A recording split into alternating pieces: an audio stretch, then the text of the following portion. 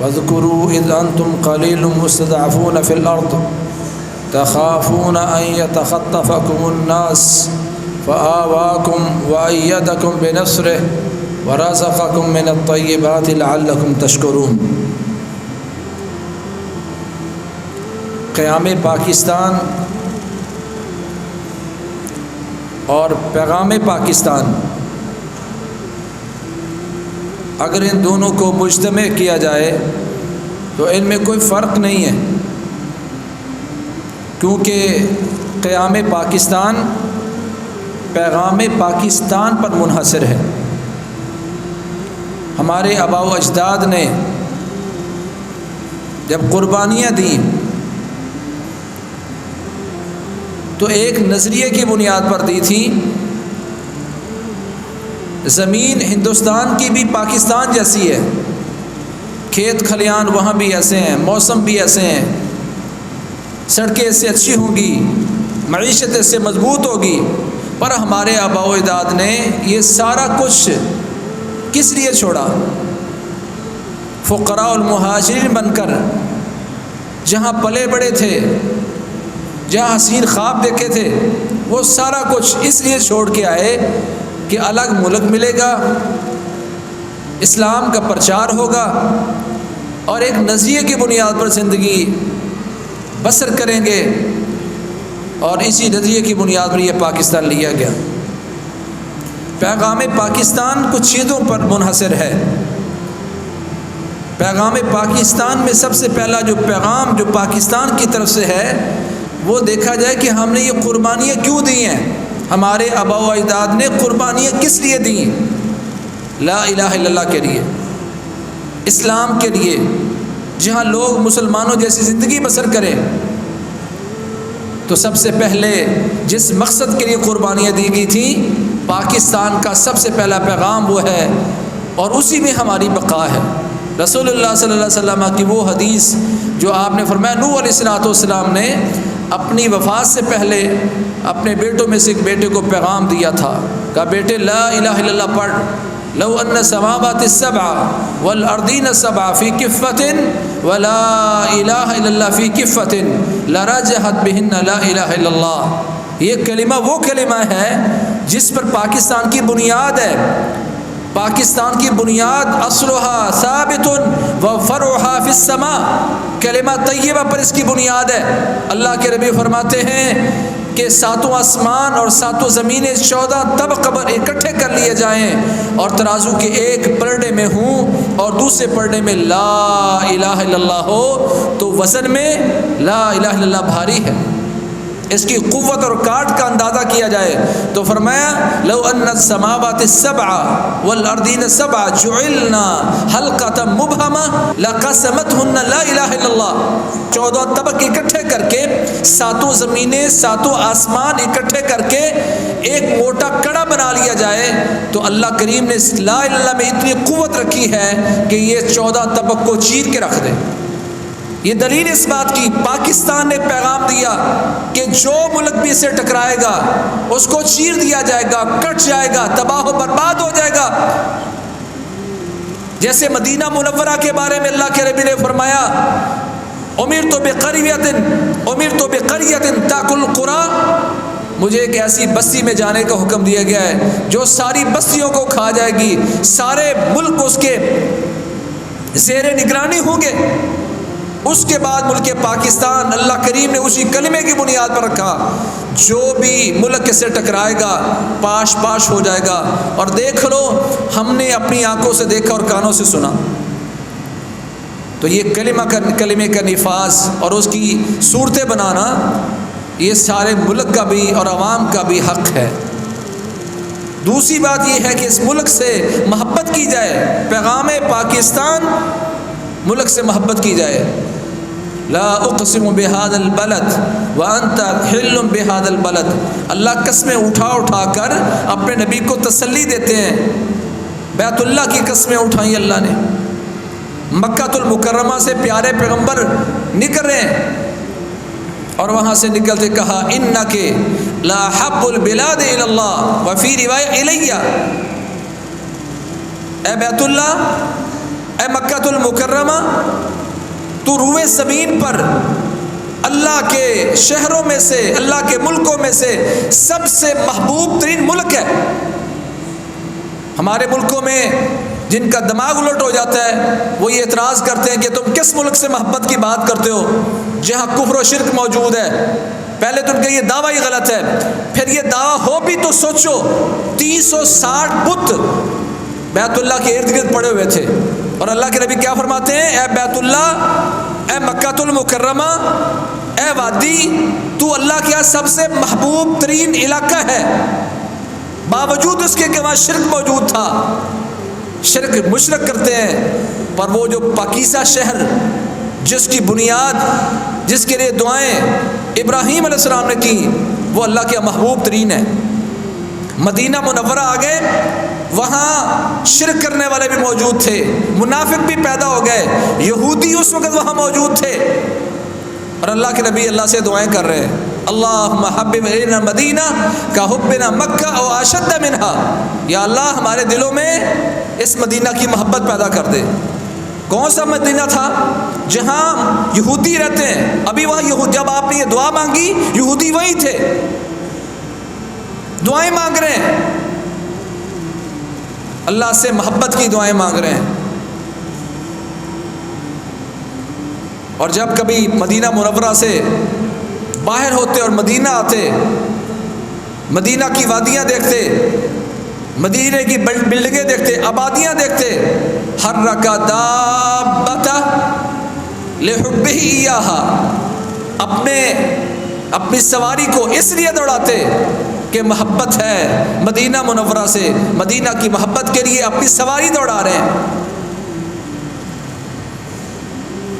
ملک کے لیے محبت طلب کرنا، اللہ سے دعائیں کرنا، یہ ہمارے انبیاء کی سنت ہے۔ تو محبت کرنا اور محبت کی دعا کرنا، یہ ملک پاکستان کا ہم پر حق ہے، یہ پیغام پاکستان ہے۔ اور اگر ہم بات کریں تیسرے نمبر کی، تو اس ملک کو امن والا بنانا، امن کے لیے دعائیں کرنا، یہ بھی پیغام پاکستان ہے۔ اس کے لیے آپ کو اپنی زبان بھی استعمال کرنا ہوگی، اپنا مال بھی، اور ہو سکتا ہے آپ کو اس ملک کے لیے، اس کے دفاع کے لیے، اس کے امن کے لیے جان کی قربانی بھی دینی پڑے۔ دعائیں مانگ رہے ہیں ابراہیم علیہ السلام، رب اجعل ھذا بلدا آمنا، یا اللہ اس ملک کو امن والا ملک بنا دے۔ کہ آج ہم یہ دعائیں مانگتے، کیا میں نے اپنے بچوں کو یہ دعائیں سکھا دی؟ آج الحمدللہ جب ہم کردار پر بات کریں گے، مدارس کے کردار کی، تو الحمدللہ آج یہ دعائیں ہمارے مدارس سے، ہمارے منبر و محراب سے یہ دعائیں ملک پاکستان کے لیے یہ مدارس کرتے ہیں۔ امن کے لیے کوشش کرنا اور امن کے لیے دعا مانگنا، یہ پیغام پاکستان اور پاکستان کا حق ہے۔ پھر اس کی معیشت کے بہتری کے لیے دعائیں مانگنا، وارزق اہلہ من الثمرات، رزق کی دعائیں کرنا، اچھی معیشت کی دعائیں کرنا، یہ بھی پیغام پاکستان اور پاکستان کا حق ہے۔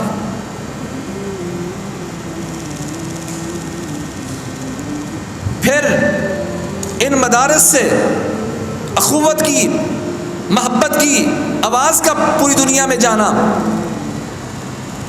ہمارے مدارس الحمدللہ اس وقت اس بات کی دلیل ہے کہ ہم نے مسلمانوں کے لیے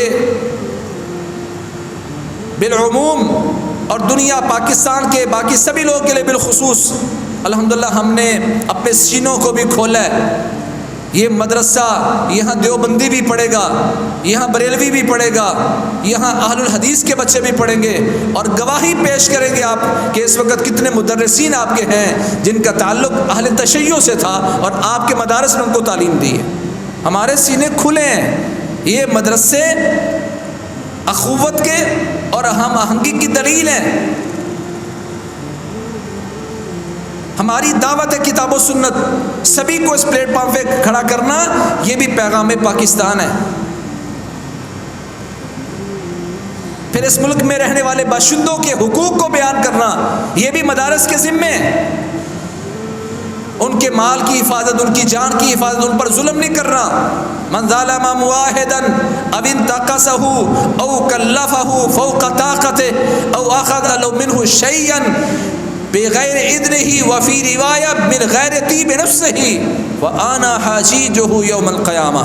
کہ لوگوں تمہارے ملکوں میں کافر رہتے ہیں، اگر تم نے ان پر ظلم کیا، ان کی کسی طرح کی کوئی تنقیص کی، کمی کی، عزت میں، مال میں، یا اس کی طاقت سے زیادہ کوئی چیز ٹیکس اس پر ڈال دیا، جزیہ اس پر ڈال دیا، یا کوئی اس کی چیز اس کی اجازت کے بغیر، اس کی خوشی کے بغیر اگر تم نے لے لی، فرمایا قیامت کا دن ہوگا، امتی تم میرے ہوگے، پر اس دن تم دیکھو گے قیامت کے دن میں جھگڑا کروں گا ان کافروں کی طرف سے جو تمہارے ملکوں میں رہتے تھے، عہد کے ذریعے رہتے تھے، ذمہ بن کے رہتے تھے، اور تم نے ان پر ظلم کیا یا ان کی چیز ان کی اجازت کے بغیر لے لی، تو میں ان کی طرف سے وکیل ہوں گا، ان کی طرف سے جھگڑا کروں گا. من قاتل معاہدا لم یرہ رائحۃ الجنہ. تم نے ملک پاکستان میں رہتے ہوئے کسی کافر کو بغیر وجہ کے قتل کر دیا، جنت کی خوشبو نہیں پاؤ گے، تم پر جنت حرام ہے. ہمارا اسلام، یہ مدارس تو یہ تعلیم دیتے ہیں. اور اگر مدارس کے کردار کی اب بات کریں تو یہ میں حکومت وقت سے بھی کہنا چاہتا ہوں، حکمرانوں سے بھی اور دنیا کے تاجروں سے بھی، ان مدارس کی قدر کریں. یہ مدارس کا کردار ہے کہ آپ جی رہے ہیں، یہ مدارس کا کردار ہے کہ آپ کو عزت مل رہی ہے، یہ مدارس کا کردار ہے کہ آپ کو رزق مل رہا ہے. اللہ کے نبی کی حدیث ہے، پیارے پیغمبر فرماتے ہیں انما ینصر اللہ هذه الامة بضعیفها بصلاتهم واخلاصهم ودعوتهم. اللہ اس امت کی مدد کرتا ہے، ملک پاکستان نہیں، ساری دنیا کی امت. اللہ اس امت کی مدد کرتا ہے، اس امت کے کمزور لوگوں کی وجہ سے. آپ ان مدارس کو، ان طلباء کو، علماء کو کھوٹے سکے سمجھتے ہیں؟ اللہ کی قسم تمہاری زندگیاں، تمہاری معیشت، تمہارا امن انہی کی وجہ سے چل رہا ہے. هل تنصرون وترزقون الا بدعافائکم. تمہیں رزق مل رہا ہے، تمہاری مدد ہو رہی ہے اس لیے کہ یہ غریب مسکین کمزور، جن کو سمجھا تھا معاشرے کے کمزور لوگ، کہ ان کی وجہ سے امت کی مدد ہوتی ہے، ملکوں کی مدد ان وجہ سے ہوتی ہے. انما ینصر اللہ هذه الامة بضعیفها بصلاتهم واخلاصهم ودعوتهم. ان کے اخلاص کی وجہ سے. یہ نوجوان جو آج گرمی میں بیٹھ کر قال اللہ و قال رسول کی بات کر رہے ہیں، یہ امت کا سوچ رہے ہیں. امیروں کے بچے آج اے سی میں سوئے ہوں گے، سہولتوں میں ہیں، مرغ مسلم کھاتے ہیں. یہ دال ساگ کھا کے اللہ کے دین کا کام کرنے والے فرمایا لوگوں سن لو، اللہ اس امت کی مدد کرتا ہے ان لوگوں کی وجہ سے، ان کی نمازوں کی وجہ سے، ان کے اخلاص کی وجہ سے، اور ان کی دعا اور دعوت کی وجہ سے.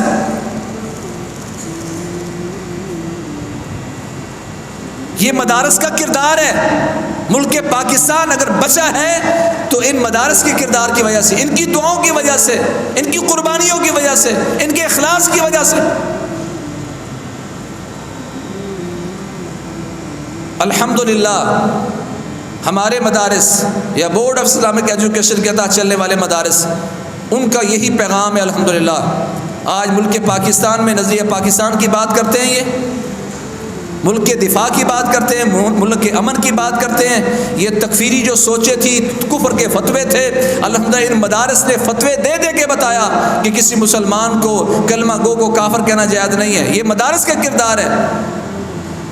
جب ملک میں آگ لگی ہوئی تھی تو ان مدارس نے الحمدللہ فتوے دیے، مدارس نے کتابیں لکھی. تو یہ مدارس کا کردار ہے، اور یہ کردار صرف وقتی نہیں تھا. انشاءاللہ ان مدارس کے اساتذہ اور طلباء زندگی کی آخری سانس تک انشاءاللہ یہ کردار ادا کرتے رہیں گے.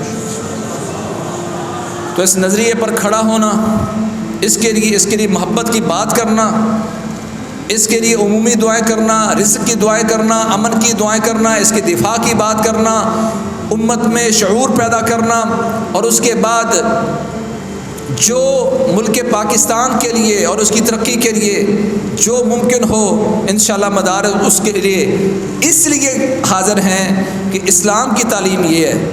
اسلامی تعلیم کی بنیاد پر ہم اس کو ایمان سمجھ کے کر رہے ہیں. اس کی اصلاح کرنا، اس کا دفاع کرنا، اس کے لیے دعا کرنا، اس سے محبت کرنا، اس کے نظریے کو عام کرنا، یہ پیغام پاکستان ہے۔ اور الحمدللہ پیغام پاکستان پر جو چھوٹے چھوٹے رسالے بھی الحمدللہ آئے، جو تحریریں ہوئیں، ملک بھر کے سارے علماء نے اس پر سائن کیے، وہ یہی ہے جو ہم نے گزارش کی، نظریہ ہو، دفاع ہو، امن ہو، حب الوطنی ہو، اور اس کے لیے دعائیں، رزق کی دعائیں، معیشت کی بہتر کی دعائیں، مدارس کا کردار بہتر کرنا، اور جہاں جہاں سکم اور کمزوری ہے مدارس اپنا کردار ادا کر کے اس کمزوری کو دور کرنے کی کوشش کر بھی رہے ہیں اور کرتے رہیں گے۔ فجزاکم اللہ خیرا، سبحانک اللہم وبحمدک، اشہد ان لا الہ الا انت، استغفرک۔